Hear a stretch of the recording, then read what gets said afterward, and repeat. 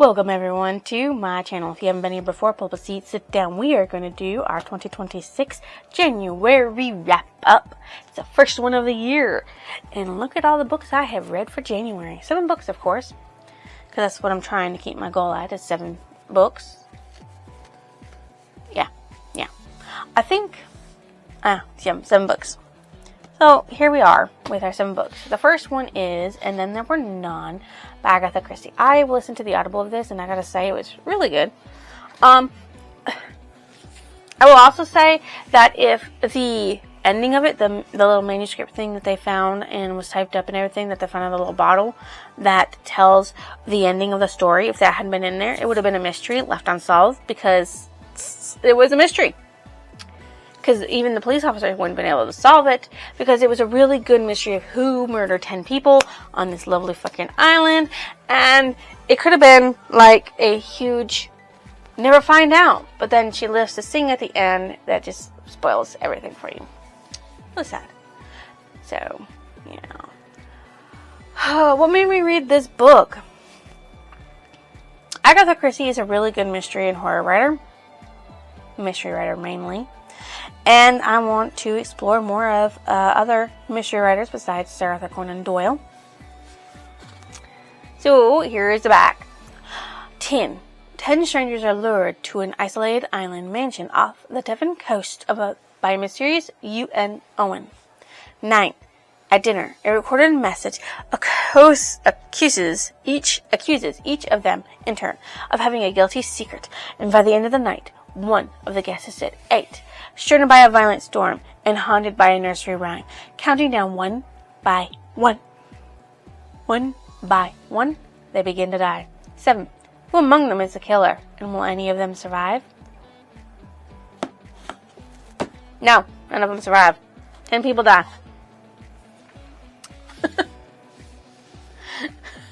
That's not a spoiler, by the way. That's just... Actually, that is. I'm cutting that out. This story is a standalone. It's by itself, all by its lonesome, and it's a mystery. It's a genre.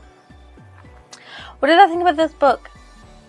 It was a really good mystery, but I hated how it spoiled at the end because I would have loved for the mystery not to be spoiled. Because the solidness of the ending, you would never been able to figure out what the fuck happened on that island. At all. It would have been gone. Mysterious. Did this live up my expectations? I would say yes, it did. Yeah. I'll say yeah.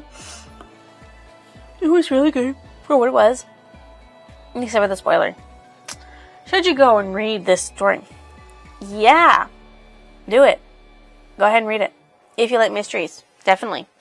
If you like Agatha Christie, definitely. If you like Sherlock Holmes, definitely. Do it. Read it. It'll be good for your soul.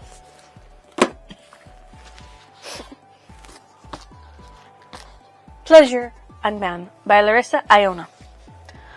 What made me read this book? I don't really know. The blurb, the background, the fact that it's called a demonica novel. That's why. Lots of reasons. I guess. I don't really know. Anyways, let's read the back. In a place where ecstasy can cost you your life, Taylor Mancuso is a demon slayer who hungers for sensual pleasure but fears it will always be denied her, until she lands in a hospital run by demons in disguise, and the head doctor, Eodolan, makes her body burn with unslackable desire. But to prove her ultimate loyalty to her peers, she must betray the surgeon who saved her life. 2 lovers will dare to risk all. Eodolan cannot resist this fiery, dangerous woman who fills him with both rage and passion. Not only is she his avowed enemy, but she could very well be the hunter who has been preying upon his people. Torn between his need for the truth and his quest to find his perfect mate before a horrific transformation claims him forever, Eodolan will dare the unthinkable and let Tyla possess him, body and soul. This story is part of a series called the Demonica series. There's I think 19 stories and 19 novels in this. Yeah, I think that's it. I don't have all of them, but yeah, I think that's where we are at with that. This genre is considered to be paranormal romance or supernatural romance, whatever you want to put in it, you know? Because, I mean, like, it's about demons. What did I think about this book?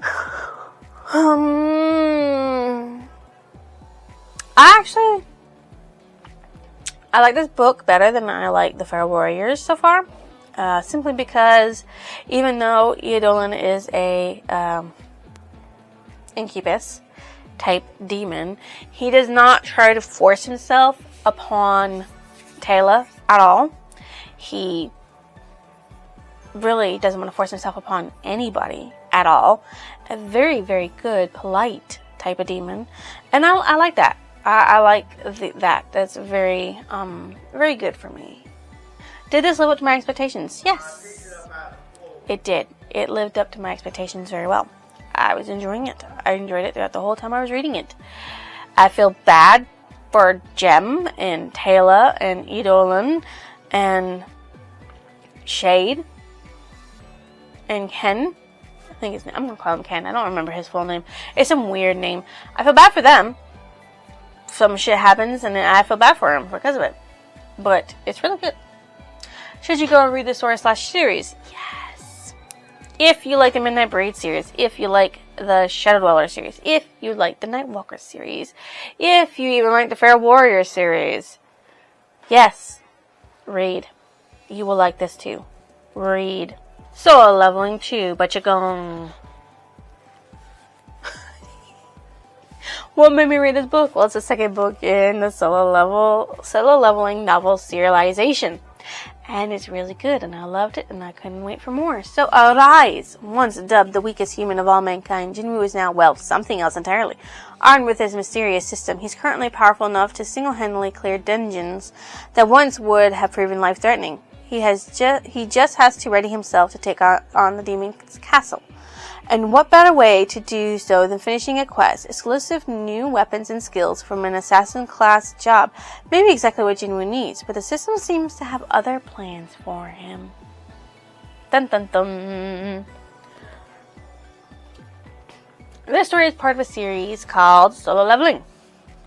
This is the novel version of it. There's also a manhwa version of it too, and an anime. The genre for this is considered to be something. Oh, freaking no, action adventure. It's not isekai. I can tell you that much. It's not isekai because he doesn't go into a different. Well, technically he does, but he doesn't permanently stay there. Like the time I got reincarnated as a slime. So you know, what did I think of this book?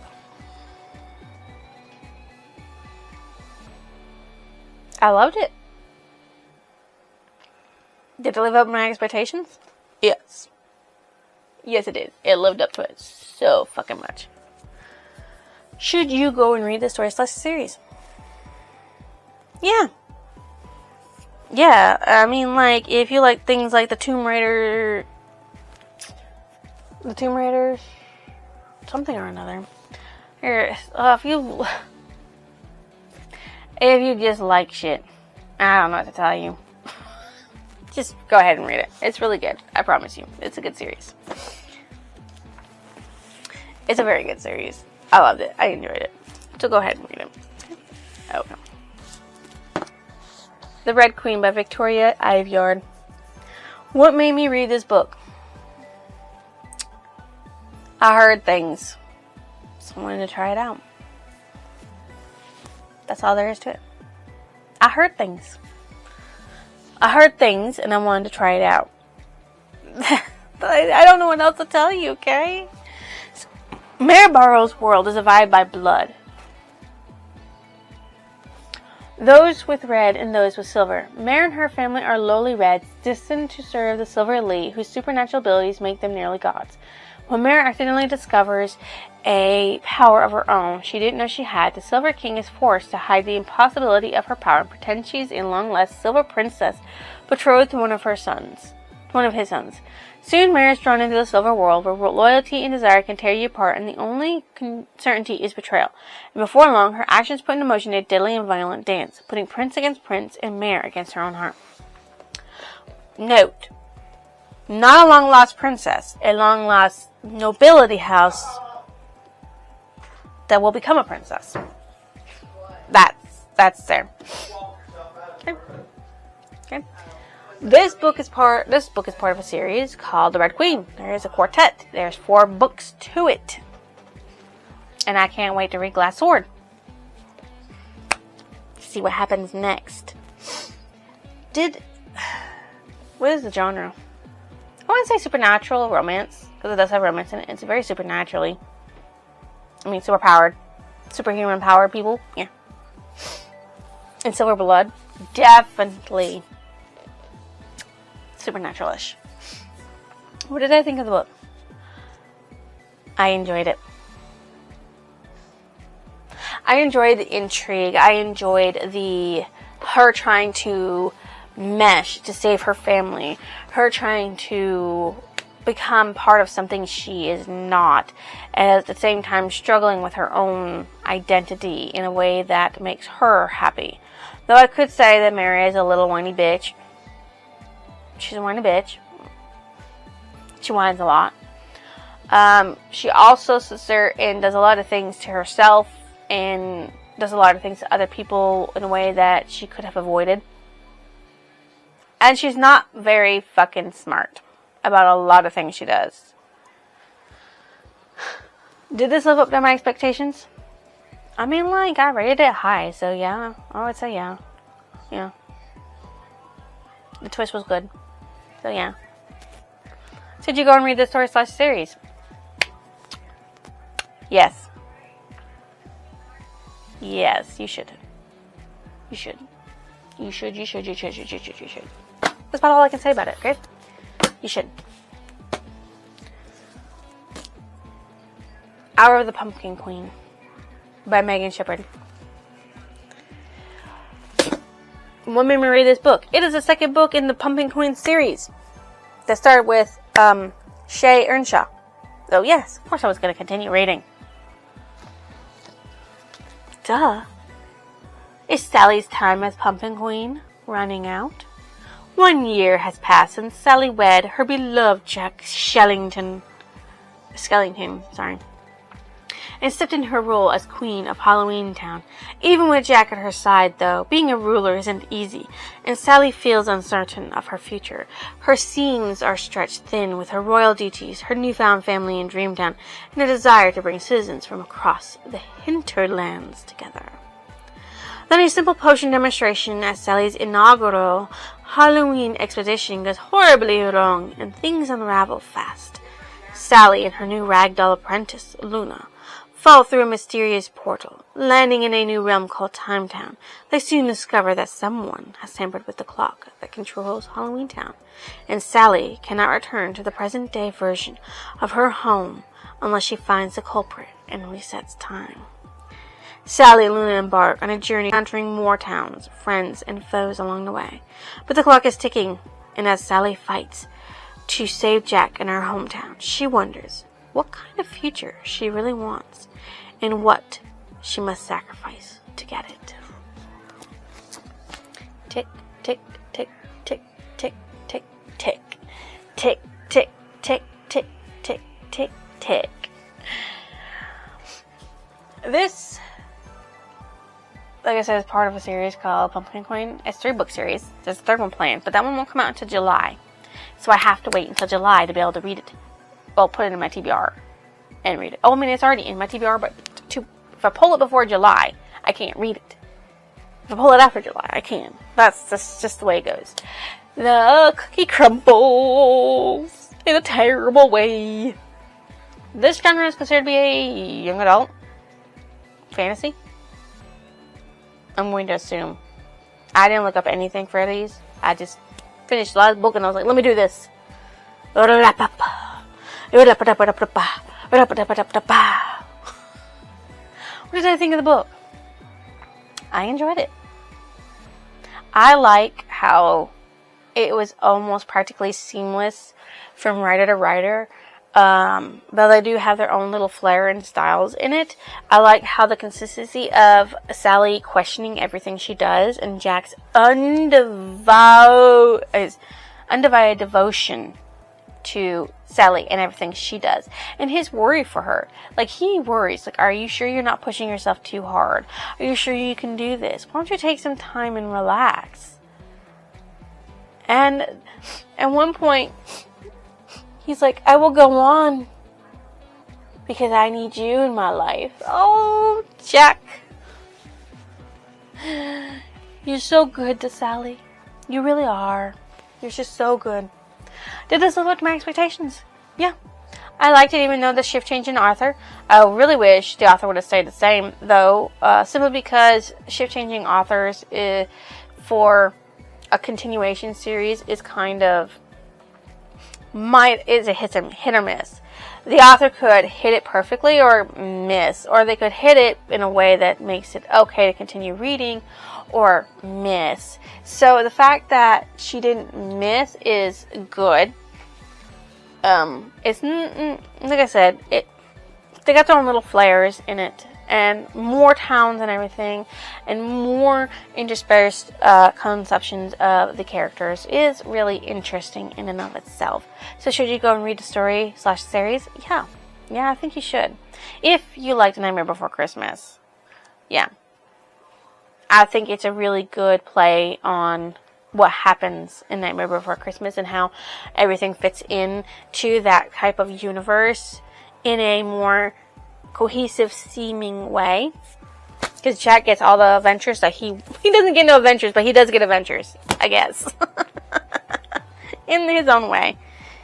He does get adventures, just not the way he was expecting them. Through the Zombie Glass by Gina Showalter, I don't know. Let me read this. Well, I really enjoyed Alice in the Zombie Land. I did. So I wanted to continue the series. This is it right here, this one. So we did. Zombies stalk the night. Forget blood and brains. These monsters hunger for the human souls. Sadly, they've got mine. Alice Bell has lost so much. Family, friends, and home. She thought she had nothing else to give. She was wrong. After a new zombie attack, strange things begin to happen to her. Mirrors come to life, and the whispers of the dead assault her ears. But the worst, a terrible darkness blooms inside her, urging her to do very wicked things. She's never needed her team of zombie slayers more. But ultra bad boy Cole Holland, the leader and boyfriend, suddenly withdraws from her, from everyone. Now with her best friend Kat at her side, Allie must kill the zombies, uncover Cole's secret, and learn to fight the darkness. Dun, dun, dun, dun, dun, dun. Yeah. This story is part of a series called The White Rabbit Chronicles. There are 4 books in the series, plus a novella, which I do not really have any intention of reading. Unless somebody tells me that I should, because it's really good and cohesive towards the whole series. This genre should be considered supernatural romance, because there's a lot of romance going on in it, and there's a lot of supernatural going on in it, because zombies. It's not really horror, but I guess you can sort of be horrorish with the with the zombies in it. I don't know. Take it what you will. What did I think about this book? I enjoyed it. I gave it a 4, so I enjoyed it. I really did. I seem to have enjoyed all my books. All of my books this month, which is a good thing. I didn't DNF nothing. I didn't give anything a lower grading besides a 3.75. It's like the lowest grade I gave for all of this. It's like 3.75 and up. So, if that tells you anything, just read the stack of books, okay? They're good. What more could you want from me? Did this live up to my expectations? Yes! The continuation of Alice and her fight against zombies and the way it's done it's really good. Really good. And I'm glad Gina Showalter, who normally writes adult books, can write such a young adult book in such a good way that someone like me, who's definitely an adult, can enjoy it. So should you go and read this story/series? Yes. If you haven't already jumped on that bandwagon, yes, jump on it. Clockwork Angel by Cassandra Clare. What made me read this book?